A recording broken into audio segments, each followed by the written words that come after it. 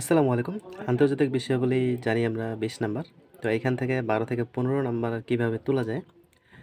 আসলে এখানে ২০ এ ২০ টার্গেট কেউ করে না। কারণ ২০ এ ২০ পাওয়া এক প্রকার ইম্পসিবল। অনেক বেশি পড়াশোনা করেও ২০ এ ২০ পাওয়া পসিবল না। কারণ এখানে যদি এত সময় দেওয়া যায় তাহলে আরো অনেকগুলা সাবজেক্ট আছে যেগুলোতে সময় দেওয়া লাগবে। কারণ প্রিলি পাস করতে গেলে এভারেজে সব সাবজেক্টেই ভালোভাবে সময় দিতে হবে।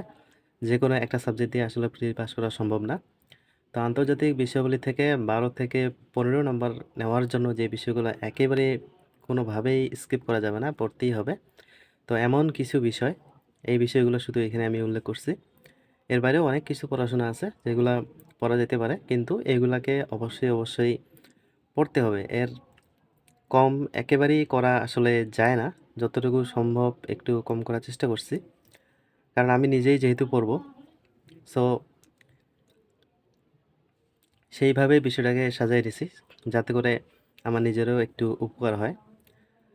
তো এখানে আমি বৈশ্বিক সভ্যতা থেকে যেহেতু প্রশ্ন আসে, এই ৪ টা সভ্যতা থেকেই মোটামুটি প্রশ্ন আসে। এজন্য ৪ টাকে উল্লেখ করছি। আরও ২-১ টা সভ্যতা আছে, ওইগুলোও পড়া যেতে পারে। তার মানে সভ্যতাটা অলমোস্ট সবগুলোই দেখে নিব। কারণ এখান থেকে যেহেতু প্রশ্নটা আসে আর সভ্যতা পড়াটাও যেহেতু অনেক বেশি বড় না।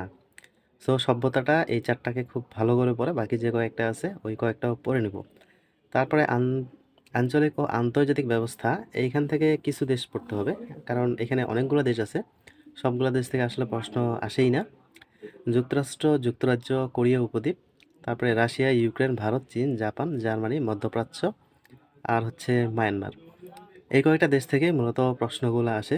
যদি হট কোনো টপিক না থাকে তাহলে এই দেশগুলোর মধ্যেই আসবে। আর যদি রিসেন্টলি কোনো দেশের মধ্যে কোনো ক্রাইসিস বা কোনো যুদ্ধ বিপ্লব শুরু হয়ে যায় তাহলে অবশ্যই সেই দেশটাকেও দেখতে হবে। তারপরে আছে যে ভূ-রাজনীতি। এই টপিকটা খুবই গুরুত্বপূর্ণ।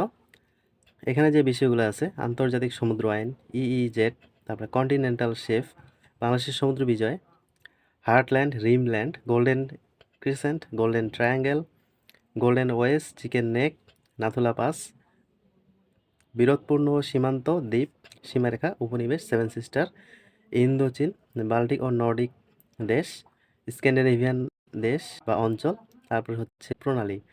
তো এই ভূ রাজনীতি সম্পর্কে মোটামুটি ভালো প্রশ্ন আসে। এই জন্য এই টপিকটাকে মোটামুটি গুরুত্ব দিয়ে পড়তে হবে। কারণ এখান থেকে নাম্বারগুলো খুব ইজিলি পাওয়া যায় যদি এই বিষয়গুলো সম্পর্কে একটু ভালো ধারণা থাকে। এই ভূ রাজনীতি অন্যান্য বইয়ে তেমন একটা ভালোভাবে দেওয়া নাই, যেখানে সেখানে দেওয়া আছে। কারণ বইটা পড়লে অবশ্যই এগুলো সব পড়া হয়ে যায়, কিন্তু বেসিক ভিউটা যদি কারো কাছে থাকে তাহলে ওইখানে কিন্তু এই বিষয়গুলো একদম সুন্দর করে এক জায়গায় সাজানো গোছানো আছে। তো এই টপিকটা শুধু বেসিক ভিউ থেকে পড়া যেতে পারে। তারপরে আছে আন্তর্জাতিক নিরাপত্তা ও আন্তঃরাষ্ট্রীয় ক্ষমতা সম্পর্ক। এই অধ্যায় থেকে ৩টা বিষয় সবচেয়ে বেশি গুরুত্বপূর্ণ। সেটা হচ্ছে স্নায়ুযুদ্ধ, বিতর্কিত ভূখণ্ড আর হচ্ছে মানবাধিকার সংক্রান্ত চুক্তি। এই ৩টা টপিক কোনোভাবেই এখানে ছাড়া যাবে না। এখানে আরও অনেক বিষয় আছে। তারপরে আছে পরিবেশগত ইস্যু, কূটনীতি। এখান থেকে ওজোন স্তর, সিএফসি, গ্রিন হাউস এই টাইপের বিষয়গুলো একটু বেশি গুরুত্বপূর্ণ। তারপর হচ্ছে পরিবেশ বিষয়ক সম্মেলন, চুক্তি, সনদ। এগুলা আসে, প্রতিবারই প্রশ্ন আসে এখান থেকে।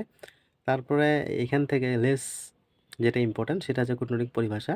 পরিভাষা থেকেও মাঝে মাঝে প্রশ্ন আসে, এই জন্য পরিভাষাটাও পড়তে হবে। তো চুক্তি সম্মেলন থেকে প্রতিবারই প্রশ্ন আসে, ওইটা পড়তেই হবে, কোনো ওয়ে নেই। তো এই টপিক থেকে বেশি গুরুত্বপূর্ণ যেটা ওজোন, সিএফসি, গ্রিনহাউস গ্যাস প্রতিক্রিয়া আর হচ্ছে চুক্তি সনদ সম্মেলন। তার পাশাপাশি হচ্ছে কূটনৈতিক পরিসীমাটা একটু দেখে নিব। আন্তর্জাতিক সংগঠন থেকে জাতিসংঘ, বিশ্বব্যাংক পড়তেই হবে, তাছাড়া কোনো উপায় নেই। এই দুইটা থেকে ভালোই প্রশ্ন আসে। তারপরে অন্যান্য যে সংগঠনগুলো পড়তে হবে, কারণ সংগঠন এখানে অনেকগুলো আছে, এতগুলো সংগঠন পড়তে গেলে একটাও মনে থাকবে না। তার থেকে আপনি কিছু সংগঠন একটু বেশি করে বা ভালো করে একটু পড়া যেতে পারে। সেগুলো হচ্ছে NATO, EU, BIMSTEC, G20, G7, BRICS, ASEAN, SAARC, IMF, Amnesty, Transparency, NAM, Commonwealth, OIC, Quad, ANZUS আর সিইপি। তারপরে হচ্ছে আকুস, এডিবি, এনডিবি। এই টপিকগুলো থেকে কিন্তু প্রশ্ন আসে। এইগুলা সংগঠন ধরে ধরে একটা একটা করে শেষ করতে হবে, ভালোভাবে পড়তে হবে। তারপরে সাম্প্রতিকের কিছু বিষয় আছে, যেমন সাম্প্রতিক যুদ্ধ বিপ্লব, সাম্প্রতিক যদি কোনো চুক্তি হয়, রিপোর্ট সমীক্ষা, দিবস দশক, এইটা থেকে কিন্তু প্রশ্ন আসে। সো দিবস দশককে একটু গুরুত্ব দিয়ে পড়তে হবে।